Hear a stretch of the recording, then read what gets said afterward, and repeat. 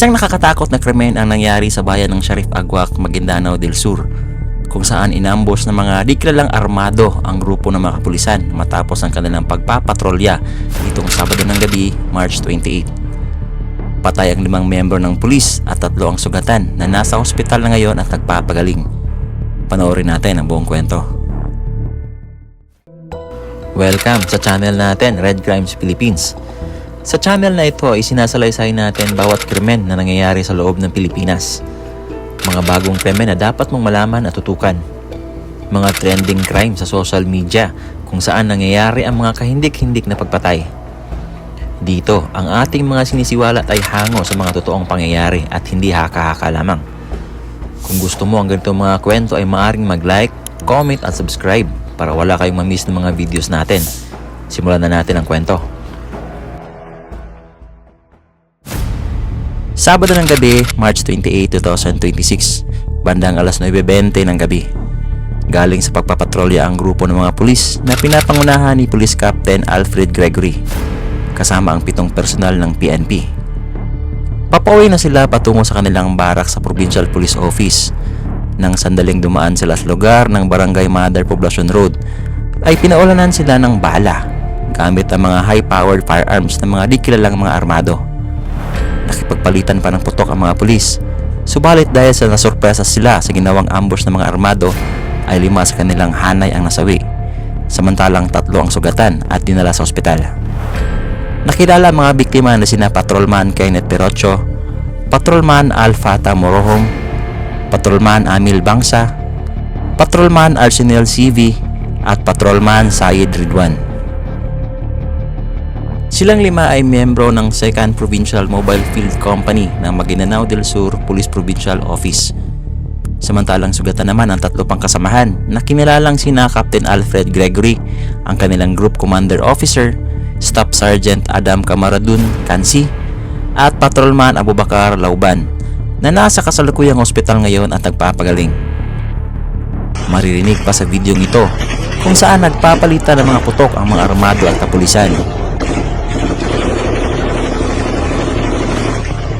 Nang sandaling matapos ang putukan, ay saka pinuntahan ito ng mga tao malapit sa pinangyarihan. Kuha naman sa video ito kung saan nagkakagulo ang mga tao at pinuntahan ang naturang lugar. Mabilis nakaresponde ang mga sundalo at iba pang mga grupo ng mga kapulisan.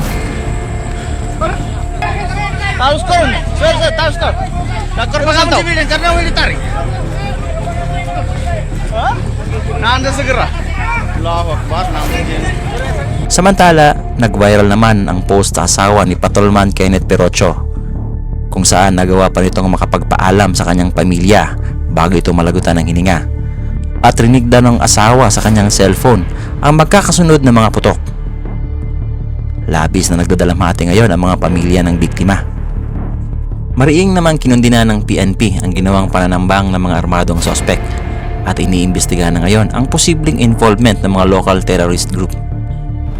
Sa ngayon may lead na ang PNP, bagamat hindi pa nila pinapangalanan ang grupong ito, pero ayon sa datos ng PNP, hindi ito ang unang beses na may nangyaring ambush sa naturang lugar. May mga naunang nangyayari na ng pananambang sa nasabing road stretch patungong Maguindanao del Sur Police Provincial Office noong January 1, 2018 at June 15, 2023. May mga sibilyan at mga pulis ang nasawi noong nangyaring ambush at tinatayang BIFF o Bangsamoro Islamic Freedom Fighters ang responsable sa pananambang noon. Ang lugar kasi na ito sa kabaan ng Mother Poblacion Road ay isang madilim at halos natatabunan ng mga puno at damo, dahilan upang maging perpektong lugar ito para sa ambush. Samantala, mariin ding kinundina ng Bangsamoro government ang nangyaring ambush. Ayon kay BARM Interim Chief Minister Abdul Rauf Makakua, inatasan niya ang mga kinaukulang ministeryo ng BARM na agad na magsagawa ng masusing investigasyon upang mabilis na matukoy ang mga armadong grupong ito. Ayon sa kanya, 5 buhay ang nawala. Hindi lang ito basta insidente ng krimen. Ito ay banta sa kapayapaan at sa lahat ng Bangsamoro. Kami ay nakikiisa sa mga pamilya ng mga biktima sa panahong ito ng pagdadalamhati at magbibigay kami ng kinakailangang tulong upang masuportahan ang kanilang pagluluksa. Samantala nito lamang linggo, March 29, 2026, pinuntahan ni Makakuwa kasama ang mga opisyal ng PNP na pinamumunuan ni Brigadier General Jason de Guzman ang 3 sugatang pulis sa ospital upang kumustahin ang kanilang mga lagay. Nananawagan naman ang mga sibilyang residente sa bayan ng Sharif Agwak, kabilang na mga profesional at negosyante sa mga otoridad ng pulisya at militar, na paigtingin ang kanilang kampanya laban sa mga armadong grupong ito dahil halos araw-araw daw nila naririnig ang mga putukan. Sa ngayon, patuloy pa ang investigasyon ng PNP at nakikipagtulungan na ito sa Philippine Army at Bangsamoro Government upang matukoy ang mga armadong grupong ito at mas paigtingin pa ang seguridad sa naturang lugar. Patuloy naman ang pagluluksa ng pamilyang naiwan at hinihingi ang agarang hustisya para sa mga namayapang biktima. Hindi madali ang maging pulis dahil ang bawat takbang sa kalsada ay isang sugal ng buhay na hindi mo alam kung kailan matatapos. At ang trahedyang ito ay isang masakit na paalala na ang kaligtasan ng nakararami ay madalas na binabayaran ng dugo ng ilan. Sa likod ng bawat uniforme, may isang tao na tulad nyo rin na may takot at pagod. Ngunit pinipiling itaya ang lahat para sa katahimikan ng iba. Kaya sana ay baunin natin ang kanilang sakripisyo sa ating mga panalangin habang inihiling ang mabilis na pagaling ng ibang kasamahan nilang nakaligtas.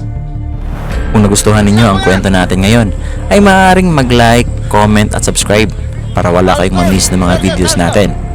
Hanggang sa susunod na True Crime Stories. Ingat!